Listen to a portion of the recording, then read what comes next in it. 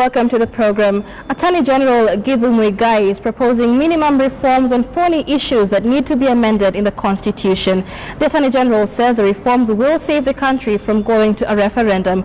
The governors, the opposition and civil societies have been spearheading campaigns for a referendum to amend the Constitution, which turns 5 this Saturday. This Constitution, of which I'm one of a very, very proud drafter, is not a perfect document. And when we came to its implementation, we have been able to see that there are areas where clearly things are not working as well as we had anticipated that they would. And this is in many areas across the board.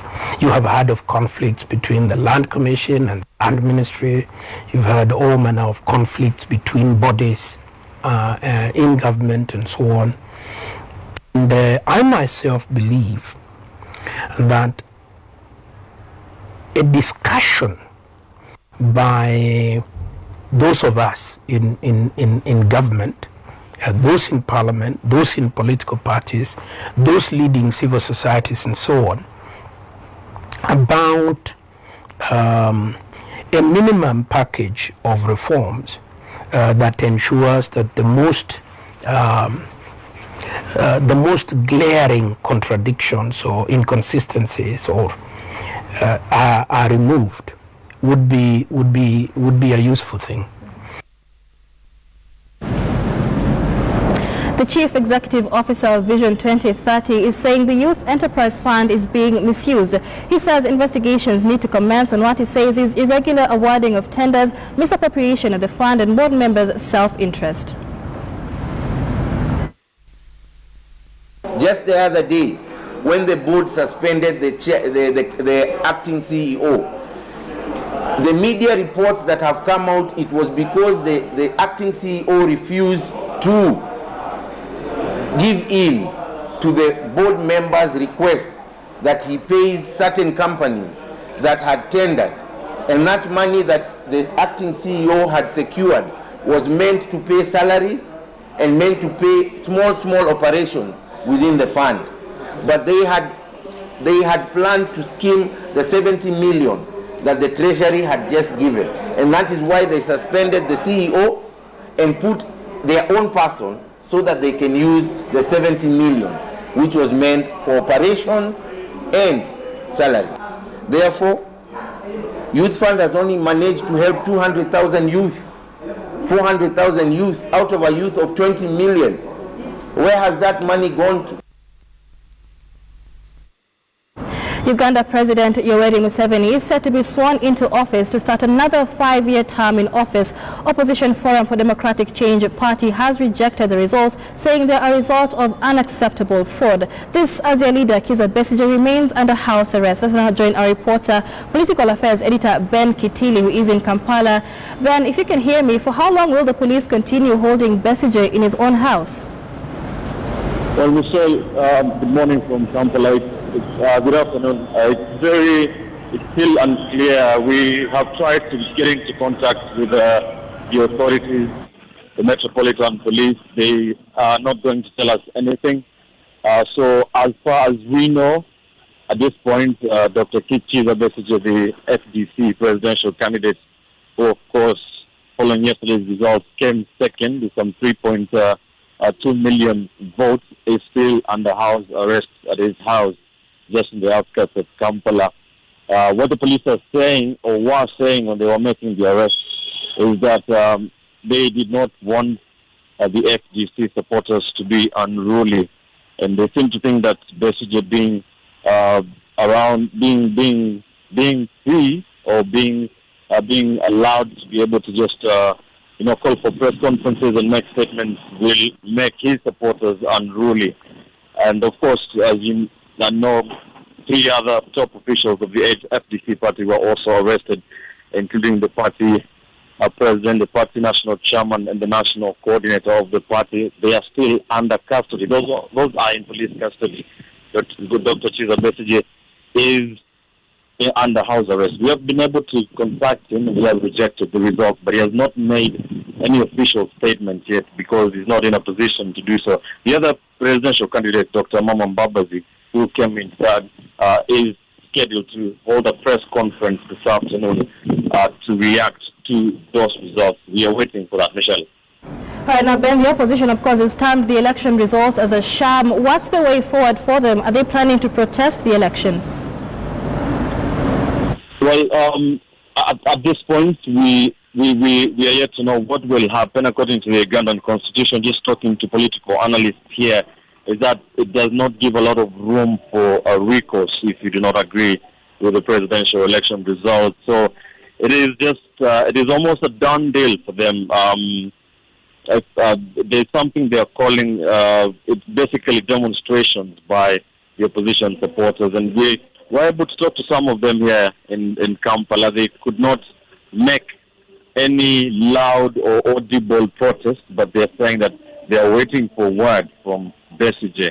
If Besigye says they go to the streets, they say they are ready to go to the streets. That is probably the reason that police or the state does not want Museveni, does not want Besigye out of that house arrest. Ben, and finally, do we know when the swearing-in ceremony of President Yoweri Museveni will be taking place?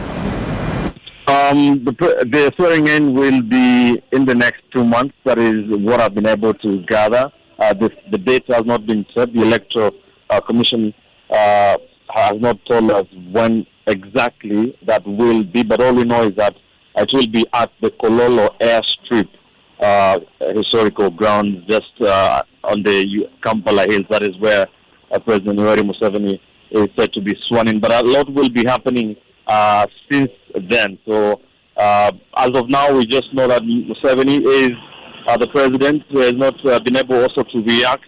So we are going to wait and see what will happen. We are keeping an eye on Mbabazi and Besigye to see what they will be saying. Of course, as we told you yesterday, Michelle, is that some of the election observer missions here, like the European Union mission, did say that the election was a sham. It was not conducted in a free and fair manner. So we shall be waiting also to hear what Museveni's reaction is to that, Michelle.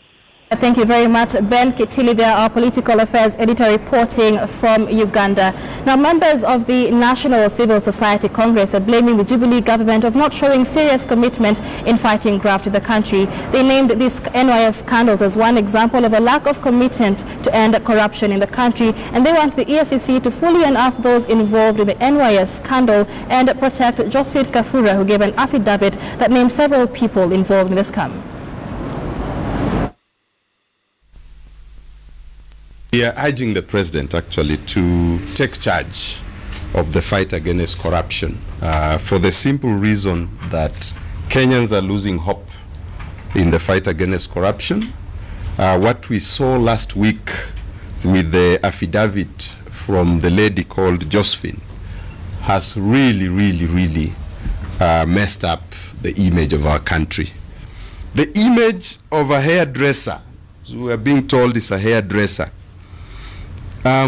walking around with Kenya shillings 80 million, and some accounts say 1.6 billion, whichever the case may be, of stolen money in a country where 46% of citizens live below the poverty line, and these are official statistics, casts Kenya and our institutions in the most negative light in the community of nations. At the same time, we are worried that Mr. Kinisu either does not appreciate the gravity of the situation we find ourselves in view of the obvious complicity of the EFCC in the NYS scandal, or is simply out of his depth as the chair of the anti-corruption institution. Women should turn up in large numbers and register as voters to get a chance of electing their own in the 2017 polls. The Maendeleo ya Wanawake organization is leading a campaign that will see all women eligible to vote get registered. I wish to call on all women Maendeleo members entire countrywide to come out in big numbers and register as voters. And those who have no ID cards, feel free to talk to us, and the leaders are here regionally. We will talk to the government to help us get a way of quickening the voter registration for our members. And when I say that, I have Nordistan here, and we know what issues we hear, costs here of our children saying they have no IDs. And so we are saying we are going to lobby the government after now to make sure hata kama ni kutupelekea hiyo clinics to the regions. Tusikie moja imepelekwa Bomet, ingine iko Kitui, ingine iko Wajir, ingine iko Kericho, ingine iko Kisii, ingine iko Kisumu. Tusisikie wamama wakisema sikupata nafasi ya kupata voter ID, because kupata ID alafu tuende to register as voters.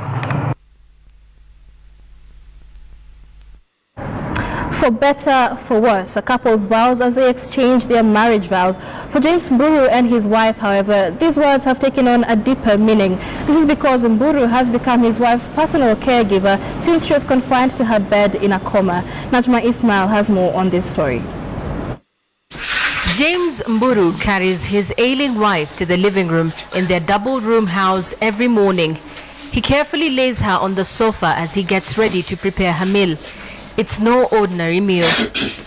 Tumechanganya na mafuta, ukikaranga unaweka na mafuta kidogo, usiweke mafuta mingi, unaweka mafuta kidogo. Sasa na usiweke ikiwa moto vile. In a few minutes, the breakfast for his wife is ready.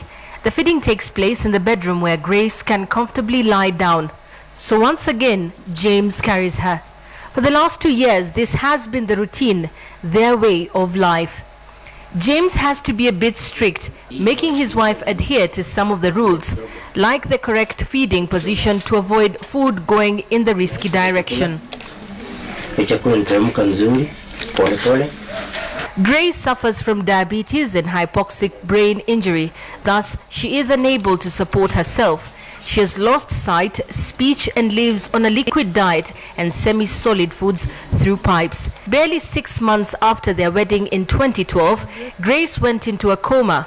Although she came out of it, they lost their unborn child since the pregnancy was terminated to save the life of the mother.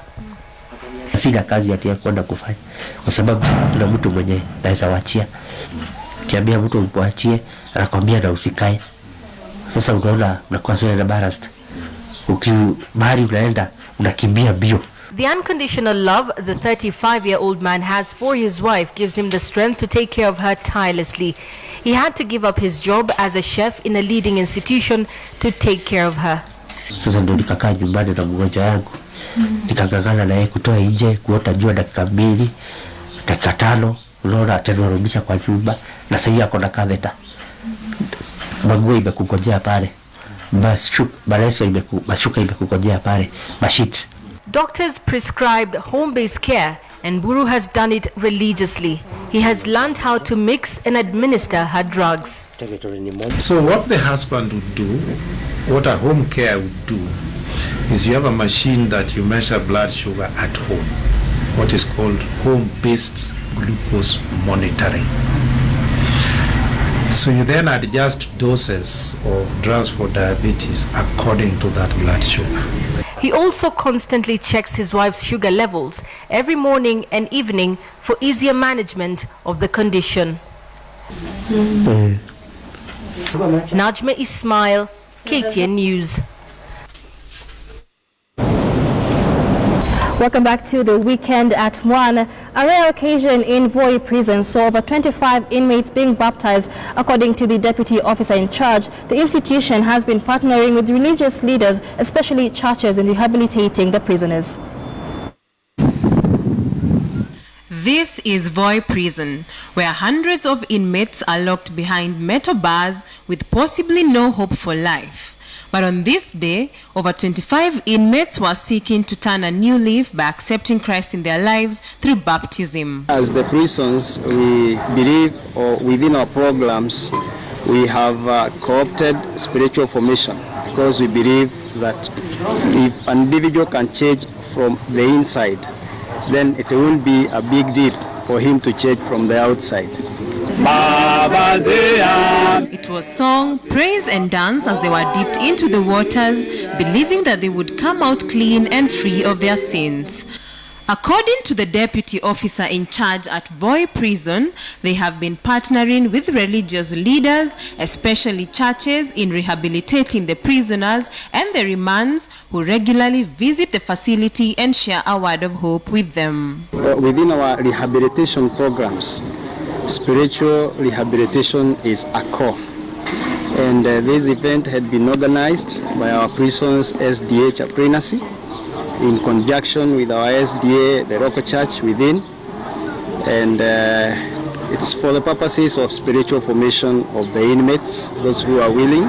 Following regular preaching by pastors like the Adventist Church, the inmates decided to live a Christian life and accepted to be baptized. According to Bishop Akili Mali of Seventh Adventist Church, they have been working closely with the prison department in rehabilitating the inmates by preaching hope and forgiveness. Shirikiana katika mambo ya urekebishaji wa tabia. Unajua labda mtu akifika hapa nafikiria ametupwa, ameachwa, lakini kuonyeshana upendo pamoja nao, kuwashirikisha katika kumjua Mungu ndiye anayewasaidia. Kuna wengine wanaweza kuwa kifungo cha hapa lakini mioyo yao iko wazi, na kuna wengine ambao hawako hapa lakini wamefungwa na vifungo vya shetani. Kwa hivyo jambo zuri, tumeshirikiana nao, wamejitoa, si mara ya kwanza kufanya hivi, na ninashukuru hasa mamlaka kuturuhusu, na wale wameahidi kuwa watakapotoka hapa watakuwa na tabia nzuri na hata kuelezea wengine waweze kuelekeza mfano huo. He also urged the community to show love to the inmates by not rejecting them at home, but accepting them and making use of their different skills that they have acquired while in prison. Julian Kamau, KTN News.